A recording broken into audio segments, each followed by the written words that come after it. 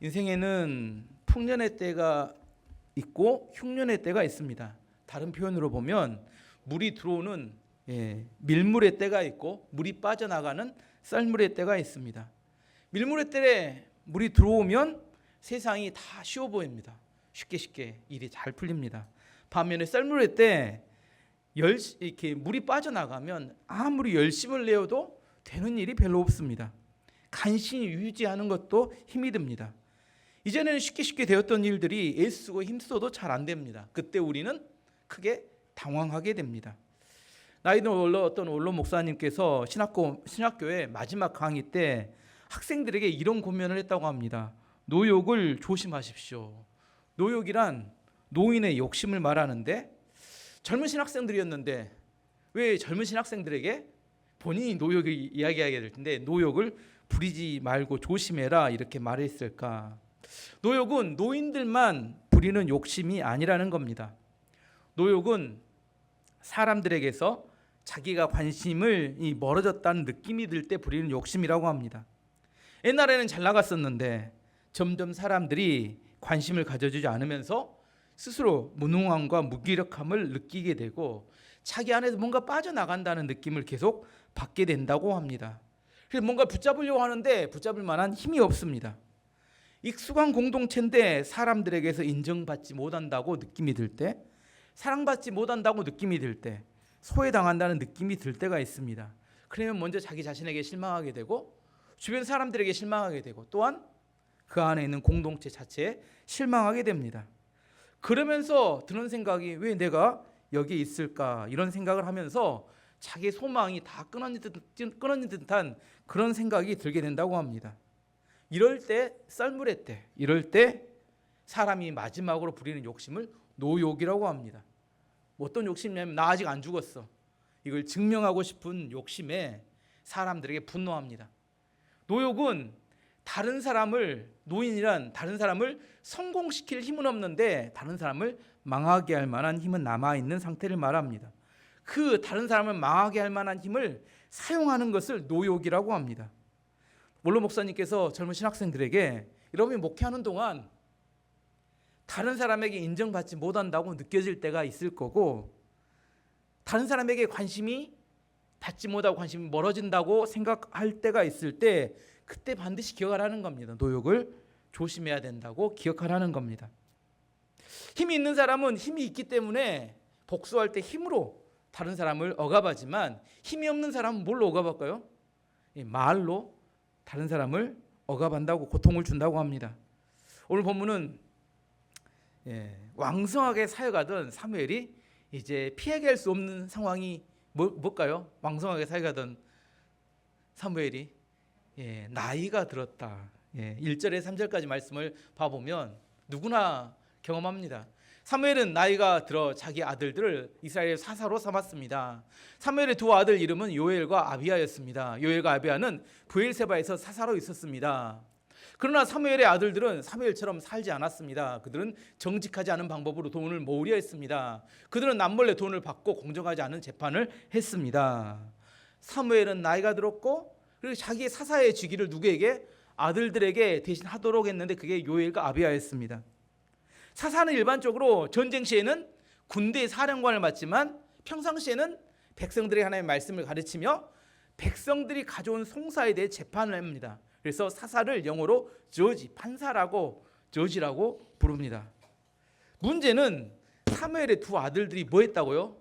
돈을 받고 공정하지 않은 재판을 했다는 겁니다. 무슨 의미냐면 사무엘도 자식 농사는 망했다는 이야기입니다. 성경에 나오는 위대한 사역자들 중에 자식 농사를 실패한 사람들이 종종 나옵니다. 몇 사람만 소개하면 대표적으로 모세 아시죠? 사사기에 우리 신공부했죠. 모세의 손자 요나답이 아니라 요나단이 뭐예요? 단지파를 2단지파로 만드는데 쓰임받게 되죠. 모세는 엄청 위대한 사역자였는데 그의 손자는 2단을 이끄는 2단의 지도자가 됩니다. 또 사무엘상에 나오는 엘리 대제사장 그의 두 아들이었던 홈리와 비나스는 성막에서 하나님께 드려질 제물을 자기들이 종들을 시켜서 먼저 좋은 고기를 자기들이 갖다 다 먹어버리고 성막에서 일하는 여자들을 통해서 자기의 정욕을 채우는 일을 합니다. 블레셋 전투에서 하나님께 그들을 심판하셔서 죽이시죠. 또 한 명 자식 농사 망친 사람을 찾자면 이스라엘의 최고 왕이었던 다윗도 자식 농사는 별로였습니다. 큰아들 암논은 이복 여동생이었던 다말에 성폭행하고, 다말의 친오빠였던 압살롬은 그 성폭행한 형 암논을 죽이고, 또한 아버지의 왕위를 찬탈하기 위해서 반란을 일으키다가 결국 죽임을 당하고, 나중에 다시 늙었을 때 아도니아라는 왕자도 아버지의 왕위를 찬탈하기 위해서 반란을 일으켰다가 솔로몬에게 나중에 죽임을 당하게 됩니다. 모세, 다윗, 사무엘 이름만 들어도 정말 구약시대 최고의 사역자들이었는데, 그런데 자식 농사는 별 볼 일 없었습니다. 왜 그랬을까요? 몇 가지 이유를 찾아보면, 첫 번째 이유는 아버지가 사역에 너무 바빠서 뭐예요? 자식들을 돌볼 시간이 없었기 때문입니다. 사역이 너무 바쁘고 너무 중요한 일이기 때문에 자식들을 돌볼 시간이 없었습니다. 근데 정말 중요한 게 뭘까요? 정말 중요한 게, 자식에게 있어서 유일한 책임을 맡겨진 사람은 부모입니다. 그 자식은 누가 책임져야 돼요? 부모가 책임져야 되는데 너무 바쁘기 때문에 돈이 자식을 키워주지 못합니다. 자식은 누가 키워야 돼요? 부모가 책임지고 키워야 합니다. 근데 너무 바빠서 이 변명이 되지 못한다는 겁니다. 두 번째, 아버지가 너무 능력자야. 너무 능력자라 뭐 안 돼요? 못하는 사람들이 이해가 안 돼요. 왜 안 돼? 우리 아시죠? 그 스포츠 스타들 중에서 유명한 선수들, 자기는 너무 잘하니까 하면 되는데 왜 안 돼? 못하는 선수들은 못하는데 왜 안 돼? 그래서 유명한 스포츠 스타 치고 유명한 감독이 없어요. 대표적인 우리나라 축구 선수 차범근 선수, 국가대표했다가 다 말아먹었습니다. 서울대를 졸업한 사람들이 둘이 결혼을 했어요. 서울대. 그 사람들은 뭐만 공부하면 무조건 1등이죠. 잘하는 사람들이었어요. 근데 자식이 낳았는데 뭘 이해를 못해요? 공부를 왜 못해? 뭐 서울대 말고는 학교로, 인서울 이건 학교도 아니에요. 지방대나 똑같습니다. 연고대 이것도 인정이 안 돼요. 뭔만? 서울대학만 학교로 인정하는 사람들인데 공부를 못하는데 이해를 못해. 왜 공부를 못해? 하면 되지. 너무 부모가 능력자들이라 못하는 사람, 원래 좋은 교사는 뭘 해줘야 돼요? 못하는 사람을 이끌어줘가지고 잘하게 만든 사람이 좋은 교사지, 원래 잘하는 애들 냅둬도 잘해요. 너무 본인들이 능력자들이라 자식들이 못하는 걸 이해를 전혀 못합니다. 세 번째, 사무엘의 경우는 가정에서 자란 게 아니라 어디서 자라요? 성막에서 자라다 보니까 부모의 돌봄을 받지 못하고 컸습니다. 사랑을 받아본 사람이 사랑을 하게 됩니다. 사무엘은 엘리 대제사장의 가문이 어떻게 망했음을 뚜렷이 봤음에도 불구하고 본인도 자식들을 잘 교육하지 못합니다. 왜냐하면 본인이 그런 돌봄을 받지 못했기 때문입니다. 나는 내가 돌봄을 받지 못했기 때문에 자식이 잘해야겠다. 근데 이상합니다. 그게 잘 안 돼요. 어떤 사람이 잘해요? 잘 돌봄을 받은 사람이 잘 돌볼 줄 알게 됩니다. 어쨌든 사무엘의 아들들은 뭐예요? 불공정한 재판으로 문제를 일으키자 이스라엘의 장로들이 그 문제를 통해서 사무엘에게 와서 우리들을 다스릴 새로운 왕을 세워달라고 요구합니다. 4절 5절 말씀 보시면, 그래서 장로들이 모여 모두 라마에 있는 사무엘에게 왔습니다. 장로들이 사무엘에게 말했습니다. 이제 당신은 늙었고 당신의 아들들은 당신처럼 살지 않습니다. 우리에게도 다른 나라들처럼 우리를 다스릴 왕을 세워주십시오.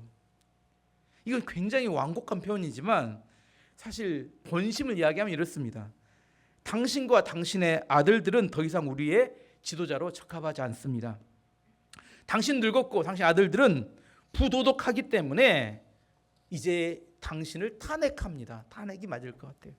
우리에게 새로운 왕을 세워서 우리를 다스리게 해야 합니다. 실제 내용은 사무엘을 탄핵하는 내용이었어요. 사무엘은 큰 충격을 받습니다. 아들의 문제들이 있었어요. 아들의 문제가 있었죠. 하지만 그럼에도 불구하고 그들이 지난주 설교를 통해 볼 때 블레셋에서부터 오랫동안 고통당할 때 누가 그들로부터 구원해 줬어요? 사무엘의 은혜가 사무엘이 도움이 없었다면 그들은 불의에서부터 벗어나기 어려웠습니다. 만약에 아들들에게 문제가 있었다면 뭐라고 이야기합니까? 아들들을 직위 회지하고 다르게 우리를 다스려야 합니다고 이야기했으면 맞는데, 아들들이 문제가 있기 때문에 당신의 통치도 우리는 받아들일 수 없습니다. 이제 새로운 왕을 뽑아서 우리를 다스려야 합니다. 이렇게 요구한 겁니다. 6절 말씀 보시면 사무엘의 마음은 화가 났던 것 같아요. 사무엘은 장로들의 이 말을 기쁘게 여기지 않았습니다. 사무엘은 여호와께 기도를 드렸습니다. 사무엘이 생각할 때는 이 개구리 올챙이적 기억을 못한다는 겁니다. 이제 좀 살만해지니까 나를 쫓아내겠다고. 이때 나오는 게 뭐라고요? 오늘 처음에 내가 주제를 이야기했죠. 뭐라고요? 노욕이 이때 나오는 겁니다. 사무엘 입장에서 볼 때 세상에 이럴 수 있을까? 그동안 내가 너희를 위해서 어떻게 해왔는데, 이때 사무엘이 나이가 들었기 때문에 뭐 할 줄 아나요? 성공시킬 만한 힘은 없지만 뭐 할 힘은 있어요? 망하게 만들 힘은 있다는 겁니다. 우리나라 다른 표현으로 목리를 부린다고 합니다. 요즘 미국의 트럼프 대통령하고 테슬라의 CEO였던 일론 머스크하고 엄청 치열하게 싸우죠. 세상에 제일 재미있는 싸움이 싸움 구경하고 불구경이라고 합니다. 세계에서 가장 스트롱맨, 강한 사람들이에요. 한 사람은 세계의 가장 큰 권력자, 미국 대통령이고, 한 사람은 세계에서 가장 돈이 많은 사람, 테슬라의 CEO 일론 머스크가 둘이 큰 싸움이 벌어졌습니다. 근데 두 사람이 양쪽 다 주장을 들어봤더니 다 일리가 있어요. 트럼프는 현실 정치인입니다. 근데 일론 머스크는 이상주의자예요. 꿈을 쫓는. 일론 머스크의 꿈이 뭐냐면 스페이스X라는 기업을 통해 화성 여행을 하게 하고 화성에다가 거주지를 만들어서 그것도 이주해 사는 거. 보통 정신으로 못하죠. 이런 게 그 사람의 꿈이에요. 그 사람은 완전히 꿈속에 사는 사람입니다. 근데 중요한 건 그 사람 꿈을 이루어가는 사람이라 뭐 할 말은 없어요.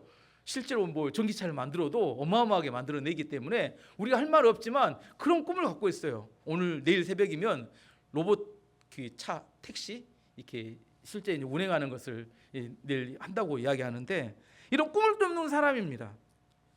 현실 정치란 뭐라면 사람들의 이익을 조종해 주는 역할을 하는 게 정치입니다. 그런데 일론 머스크 이상주의자가 봤을 때 새로운 입법을 하는데, 감세 입법을 하는데 트럼프하고 공화당 의원들이 자기 지역구를 챙기는 거예요. 왜냐하면 다음에 재선을 해야 되니까. 그 사람은 정치인이라니까요. 이익을 챙기고 자기 지역구를 챙겨서 재선을 준비하는 걸 보면서 트럼프가 열이 받은 겁니다. 뭐 이런 것들이 다 있어요. 자기 생각에는 빨리 재정 이렇게 쓰는 것을 줄여가지고 미국의 미래를 준비해야 된다고 생각했는데, 트럼프는 일론 머스크는, 근데 현실 정치인들은 뭐가 중요해요? 먼 미래가 중요한 게 뭐가 중요해요? 자기 재선이 중요하지. 다음에 당선되는 게 중요해서 이익을 주고받는 모습 보니까 뚜껑이 열려버린 겁니다. 그러면 일론 머스크가 생각할 때 자기는 이용당했다 이런 생각이 드는 거고, 트럼프가 생각할 때는 뭐예요? 오냐 해주니까 이게 건방져지기가 하늘 끝까지 건방져지네. 그러니까 둘이 맞짱 뜨고 싸우는 겁니다. 그러니까 뭐까지 나와요? 탄핵까지 이야기가 나오는 겁니다. 어쨌든 중요한 것은 사무엘 입장에서 자기를 내다 버리고 새로운 권력자, 새로운 왕을 세워달라고 하는 것은 너무너무 감정이 상하는 일이었고, 그들을 무너뜨리고 싶은 그런 마음이 들 수도 있었다는 겁니다. 그래서 사무엘은 그를 버린 사람들을 위해서 어떻게 해요? 가서 기도하게 됩니다. 6절 말씀 다시 봐보면 사무엘은 장로들의 이 말을 기쁘게 여기지 않았습니다. 사무엘은 여호와께 기도드렸습니다. 이게 쉬울 것 같지만 정말 쉽지 않은 이야기입니다. 사무엘과 엘리 대제사장의 가장 큰 차이점이 여기서 나옵니다. 엘리 대제사장은 하나님께로부터 경고를 받았습니다. 너네 아들들 그대로 두면 너 안 돼 이야기했는데, 엘리 대제사장은 그 이야기를 무시합니다. 결국은 그 무시하다가 엘리 대제사장의 두 아들들과 엘리 대제사장은 하나님의 심판으로 죽임을 당하게 됩니다. 그런데 사무엘은 화내지 않고 하나님 앞에 나가서 기도했어요. 기도하게 되니까 사무엘은 그 사사 그들을 다스리던 일에서는 물러나지만 그 다음에 더 큰 일을 맡게 됐는 뭐냐면 킹메이커가 됩니다. 그 다음에 사무엘이 했던 일은 사울 왕에게 기름 부어 왕으로 세우고 다윗 왕을 기름 부어 왕으로 세우는 일을 합니다. 무슨 일을 했냐면 사사에서 물러난 다음에 그는 다윗 왕국의 기초를 쌓는 더 중요한 일을 감당했다는 겁니다. 사사로서 감당했던 사역과 사사 이후에 감당했던 사역 중에 어느 게 더 큰 사역이냐? 제가 볼 때는 그 이후에 감당했던 사역이 더 큰 사역인데, 그가 기도했기 때문에 하나님 앞에 더 크게 쓰임받는 그런 사람이 되었다는 겁니다. 우리 안에 고난과 어려움이 찾아올 때 기도하는 것이 쉬울까요? 어떤 사람이 고난과 어려움이 다가올 때 기도할 수 있을까요? 제 고난과 어려움을 당하면 주로 저도 많이 상담하고 만나기 때문에 고난 어려움이 당한 사람들이 기도하는 경우가 쉽지 않아요. 왜 그럴까요? 고난이 당하면 정신이 하나도 없어요. 실제 고난을 안 당해버릴 실제 고난을 당하면 정신이 하나도 없습니다. 두려움과 불안 속에서 이 사람 저 사람 찾아다니기 바쁩니다. 어떤 사람이 기도해요? 평소에 기도에 훈련이 된 사람이 기도합니다. 예수님께서 십자가 지시기 전날 예수님께서는 겟세마네 동산에 가서 기도하셨어요. 그때 말씀 보면 누가복음 22장 39절 말씀 보시면 예수께서 나가서 습관을 따라가 중요합니다. 감람산은 겟세마네 동산이 있는 산을 말하는데, 감람산에 가심에 제자들로 따라갔더니, 감람산에 왜 가셨어요? 기도하러 가셨어요. 근데 기도하러 가실 때 어떻게 가요? 습관을 따라. 예수님도 너무 힘들어. 가서 무슨 기도해요? 할 수만 있으면 이 잔을 내게서 옮겨주십시오. 이런 기도하죠.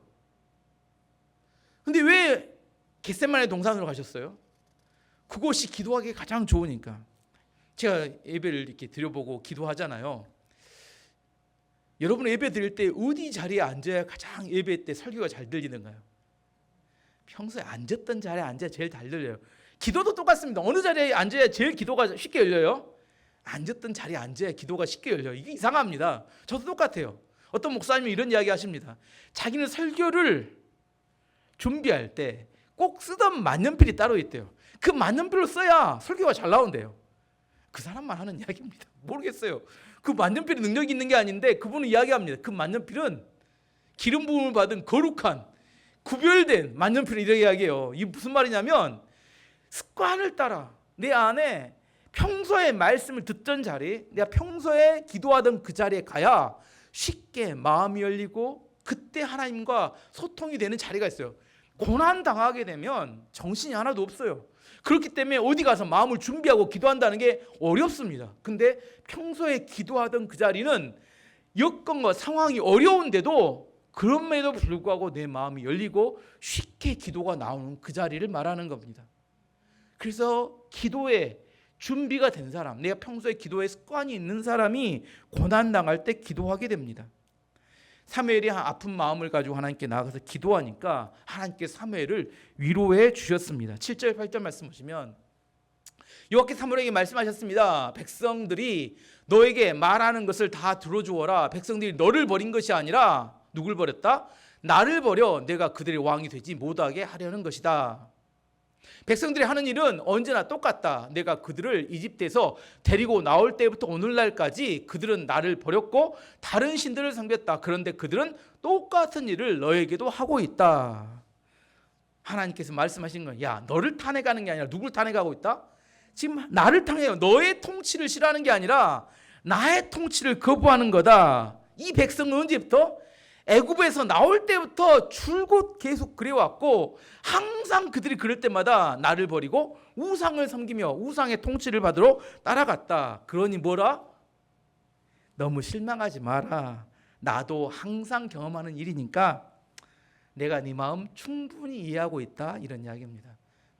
나도 네가 당하고 있는 그 일 평소에도 계속 당해왔다. 이런 하나님의 마음을 가장 잘 표현한 성경이 호세아서입니다. 호세아서 이야기를 해보면 하나님께서 어느 날 호세아 선지자를 부르셔서 말씀하시는 겁니다. 야, 너는 가서 음란한 여자인 고멜을 데려다가 결혼해라.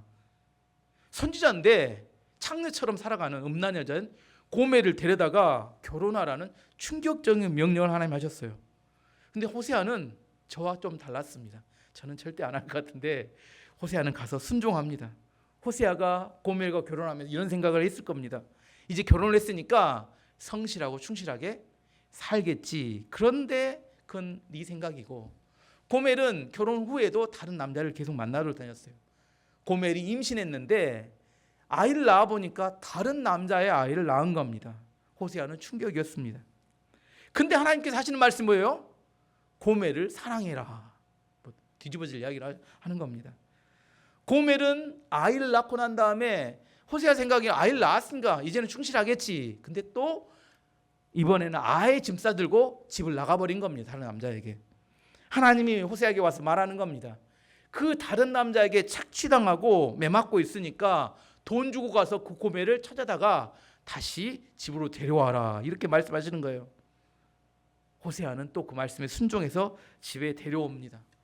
고멜은 둘째를 임신하고 낳았는데 또 이번에도 다른 남자 아이를 낳은 겁니다. 하나님은 또 그런데 뭐라고 해요? 고멜을 사랑해라. 뒤집어진 이야기를 또 하나님 하시는 겁니다. 고멜이 둘째를 낳은 이후에 또다시 다른 남자를 만나러 다닙니다. 셋째 아이를 임신해서 또 낳았는데 또 다른 남자 아이를 낳았습니다. 과연 이 여자 고멜을 계속 사랑하고 결혼을 유지해야 될까요? 하나님께서 호세아에게 이렇게 말씀하십니다. 호세아 3장 1절 말씀 봐보시면 여호와께서 내게 이르시되 이스라엘 자손이 다른 신을 섬기고 건포도 과자를 즐길지라도 여호와가 그들을 사랑하나니 너는 또 가서 타인의 사랑을 받아 음녀가 된 그 여자를 사랑하라 하시기로. 호세아 11장 8절에도 보면 에브라임이 이스라엘 말하는 겁니다. 내가 어찌 너를 놓겠느냐. 하나님께서 말씀하시는 거. 이스라엘이여 내가 어찌 너를 버리겠느냐. 내가 어찌 너를 아드마같이 놓겠느냐. 어찌 너를 스보임같이 두겠느냐. 내 마음이 내 속에서 돌이키어 나의 긍휼이 온전히 불붙는 듯 하도다. 내가 너를 버리려고 마음 먹었는데 도저히 내 마음속에 뜨거운 사랑 때문에 버릴 수가 없다. 그런 이야기입니다. 이 이야기에서 이제 한번 이야기를 해석해 보면 이렇습니다. 내가 만약 호세아라면 하나님께서 이렇게 말씀해 어떤 생각이 들었을까요? 내가 호세아라면 받아들일 수 있겠습니까? 내가 호세아라면. 하지만 반대로 내가 고멜이라면 어떨까요? 내가 고멜이라면 엄청 은혜스러운 이야기입니다. 내가 죄를 지을 때마다 하나님이 직결처분으로 우리를 처치한다면 여기 오늘 살아서 예배를 드릴 사람 아무도 없을 겁니다. 근데 내가 실수해요. 내가 하나님께 범죄합니다. 넘어져요. 근데 하나님 또 나를 용서해 주시네. 또 넘어지고 또 범죄 또 용서해 주시네. 또 넘어지고 또 범죄 또 용서해 주시네. 그러면 하나님 말씀하시는 겁니다. 내가 너를 사랑한다. 내가 누구와 동일시하는지에 따라 이것은 징한 이야기가 될 수 있고 은혜스러운 이야기가 될 수 있습니다. 근데 나는 누구예요? 호세아예요? 고멜이에요? 여러분이 호세아인가요? 여러분 고멜인가요? 우리는 고멜에 가깝습니다. 내가 호세아라고 생각하니까 이야기를 들으면서 화가 나죠. 뭐 이런 이따 이야기가 다 있어 하지만 실제로 보면 나는 누구예요? 고멜에 더 가깝습니다. 하나님께서 사무엘에게 말씀하시는 겁니다. 너도 아프냐? 나도 아프다. 내가 충분히 내 마음을 이해한다. 이렇게 말씀하시는 거예요. 그러면서 하나님께서 사무엘에게 말씀하시기를 이스라엘 백성들이 원하는 대로 왕을 세워주어라 이렇게 말씀하십니다. 하지만 그 왕이 앞으로 너희들에게 어떤 일을 하게 될 것인지를 알려주어라 이렇게 말합니다. 9절 말씀 보시면 이제 백성의 말을 들어주어라. 그러나 그들에게 경고하여라. 그들을 다스릴 왕이 어떤 일을 할지 일러주어라. 앞으로 왕을 세우게 되면 그 왕이 너희들에게 어떤 일을 할지를 알아야 된다는 겁니다. 알려주라는 건 미리 경고하라는 겁니다. 첫 번째 너희 아들들을 데려다 전쟁에 군사로 써서 죽임을 당하게 할 것이고 또 그들을 시켜서 자기 왕의 밭에서 죽도록 일을 시킬 것이다 이렇게 이야기합니다. 11절 12절 말씀 보시면 사무엘이 말했습니다. 여러분은 여러분을 다스릴 왕을 달라고 하는데 그 왕은 이런 일을 할 것이요 왕은 여러분의 아들을 빼앗아갈 것이고 그 아들을 데려다가 자기 전차와 말을 몰게 할 것이요 여러분의 아들은 왕의 전차 앞에서 달리게 될 것이요 왕은 여러분의 아들 중에서 몇 명을 뽑아 군인 1000명을 거느리는 지휘관인 천부장과 군인 50명을 거느리는 지휘관인 50부장을 삼을 것이며 다른 아들에게는 자기 땅을 갈게 하거나 땅에서 나는 것을 거둬들이게 할 것이요 또 다른 아들에게는 전쟁 무기나 자기 전차에 쓸 장비를 만들게 할 것이요 아들들은 이렇게 사용하고 딸들은 향료를 만들거나 요리하게 할 것이다. 13절 말씀 보시면 왕은 여러분의 딸들도 빼앗아갈 것이요, 왕은 여러분의 딸에게 향로를 만들게 하거나 자기가 먹을 음식을 요리하게 할 것이요, 또 왕은 너희의 수확물들과 너의 땅들을 다 빼앗아갈 것이다 이야기합니다. 그래서 자기 신하들에게 나눠줄 것이다. 14절 15절 보시면 왕은 여러분의 제일 좋은 밭과 포도원과 올리브 나무 밭을 빼앗아 자기 신하들에게 줄 것이요, 여러분이 거둔 곡식과 포도의 10분의 1을 가져다가 왕의 관리와 신하들에게 나눠줄 것이요, 결국 왕은 너희를 종으로 삼을 것이다 이야기합니다. 16절 17절 보면 왕은 여러분의 남종과 여종도 빼앗아갈 것이요, 또 여러분의 제일 좋은 소와 나귀도 빼앗아 왕의 일을 시킬 것이요, 왕은 여러분 양떼의 10분의 1을 가져갈 것이고 여러분 스스로는 왕의 종이 될 것이요. 앞으로 왕이 세워지면 여러분에게 얼마나 심한 폭정과 여러분을 착취해 갈지 모른다 이렇게 이야기합니다.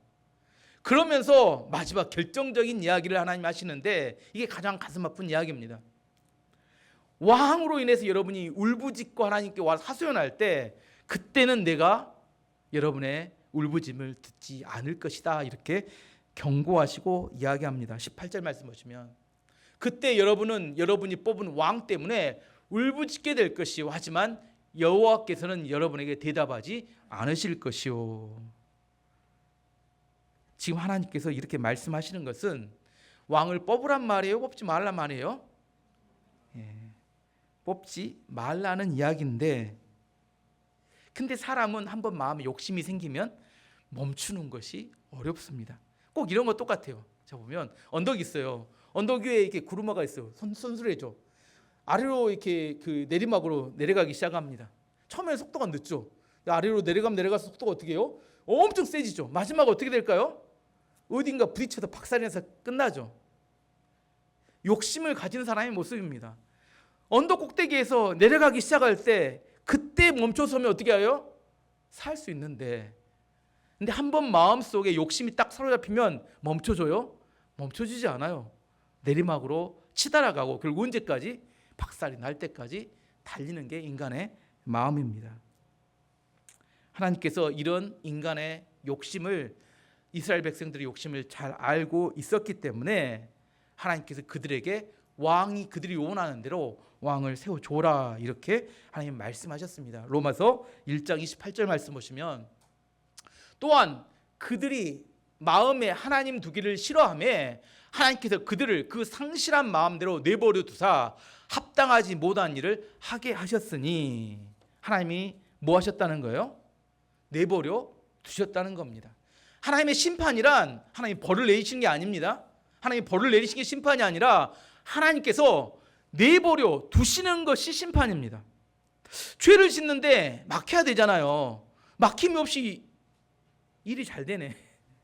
이게 뭐예요? 하나님이 내버려 두실 때 나타나는 사인입니다.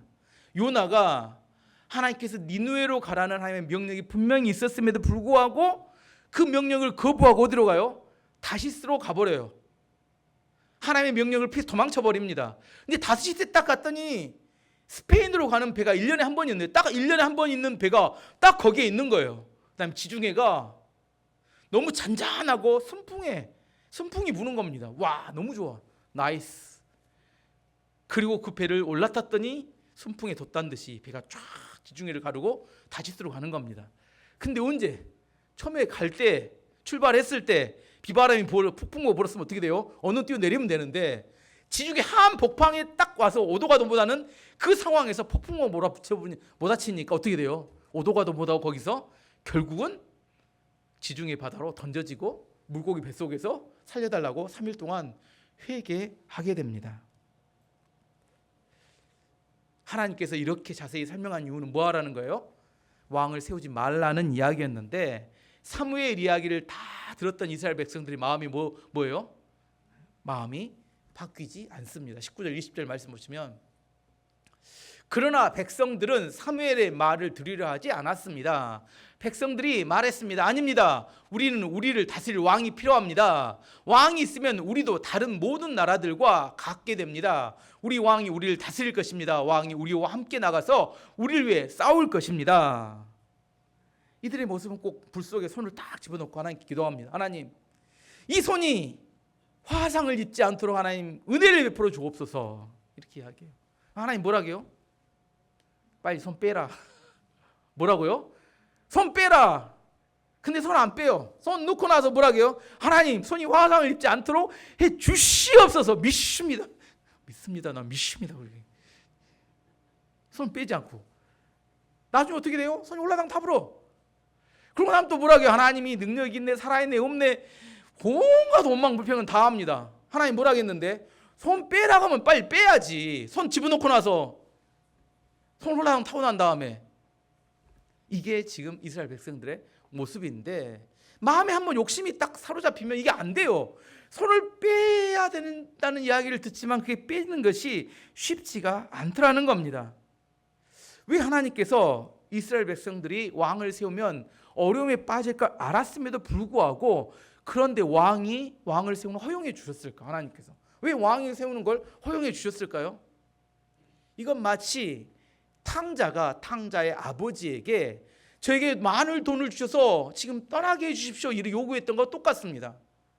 아버지는 돈을 안 주면 탕자를 평생 데리고 있을 수도 있다는 것을 알고 있었어요. 하지만 그러면 탕자는 평생 몸은 아버지 옆에 있지만 마음은 항상 온 외국을 떠돌아다니는 그런 사람이 될 수밖에 없습니다. 아버지는 나가면 실패할 줄 알았지만 탕자가 원하는 대로 돈을 주고 떠나 보냅니다. 왜? 떠나 보내고 난 다음에 완전히 실패했을 때 탕자는 뭘 깨달아요? 아버지 집이 얼마나 좋았던가. 아버지 집에서는 품꾼도 풍족하게 살아가는데 그걸 알게 되고 어디로 다시 돌아와요? 아버지를 향해서 돌아오게 됩니다. 두 종류의 성도들이 있어요. 말씀을 듣고 변화되는 성도가 있고 꼭 매를 맞아야 변화되는 사람들이 있습니다. 우리 교회 성도들이 매 맞고 변화되지 않고 그냥 말씀 듣고 변화되기를 축원합니다. 우리가 삶을 살다가 뭔가 잘못 선택하죠. 저는 맨날 실수하고 넘어지니까 잘못 선택할 수 있어요. 잘못 실수하고 넘어질 수 있습니다. 잘못 생각할 수 있습니다. 그럼 어떻게 하면 됩니까? 어떻게 하면 될까요? 잘못 선택했을 때 가장 좋은 방법은 뭐예요? 고집 부리지 말고 내가 어디서 떨어졌는지 떨어진 자리로 다시 돌아오면 됩니다. 하나님께 다시 돌아와서 회개하면 됩니다. 내가 잘못한 거 끝까지 변명하고 우기게 되면 넘어지게 되고, 내가 잘못했던 그 자리로 돌아와서 하나님 앞에 하나님 제가 잘못했습니다 인정하면 하나님께서 용서하시고 다시 회복시켜 주십니다. 가장 빠른 회복은 어디예요? 떨어진 자리. 여러분 무엇으로 떨어졌는지 발견해야 합니다. 그 자리로 다시 돌아오는 겁니다.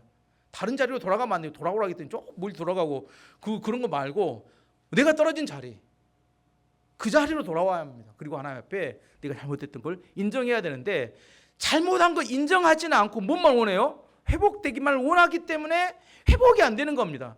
뭐예요? 제가 이야기했죠. 손에 불 속에 손 집어넣어놓고 그대로 화상만 입지 않도록 계속 구한다고 해서 화상이 안 입는 거 아니라는 거 기억하셔야 합니다. 어떻게 해야 돼요? 빨리 손 빼야 합니다. 제발 계속 놓고 있지 마시고 손을 빨리 빼서 회복되시는 그런 은혜가 있기를 축원합니다. 우리 함께 찬양하고 기도하도록 하겠습니다.